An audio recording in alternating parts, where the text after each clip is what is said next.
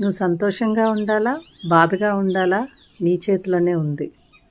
నువ్వు సంతోషంగా ఉండాలి అని ఫిక్స్ అయిపోయి స్ట్రాంగ్గా నువ్వు ట్రైన్ చేస్తే నీ మైండ్కి నువ్వు సంతోషంగానే ఉంటావు. ఎంతమంది బాధ పెట్టాలని నిన్ను చూసినా నువ్వు దాన్ని యాక్సెప్ట్ చేసుకోకపోతే, నువ్వు దాన్ని నీ మైండ్కు తీసుకోకపోతే నువ్వు సంతోషంగానే ఉంటావు.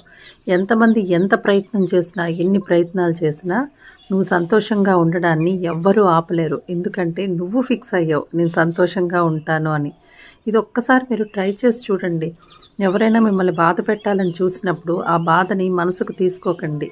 ఎందుకంటే మీ ప్రమేయం లేకుండా మీ లోపలికి వచ్చేసి ఎవరు బాధ పెట్టలేరు కదా. బాధ పెట్టడానికి ప్రయత్నిస్తారు. దానికి మనం బందీలం కాకూడదు. మనం సంతోషంగానే ఉండాలి. పోయిన ఏ రోజు కూడా మళ్ళీ మనకి ఈ బాధ పెట్టిన వాళ్ళెవ్వరూ కూడా తెచ్చి ఇవ్వలేరు. కాబట్టి సంతోషం అనేదే నీ ఎండ్ గోల్.